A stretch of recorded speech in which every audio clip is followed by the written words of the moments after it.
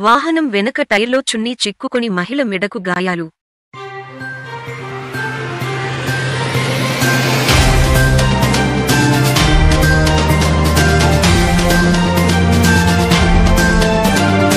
మహిళ మెడలోని చున్నీ వాహనం వెనుక చక్రంలో ఇరుక్కుని మహిళ మెడకు తీవ్ర గాయాలయ్యాయి.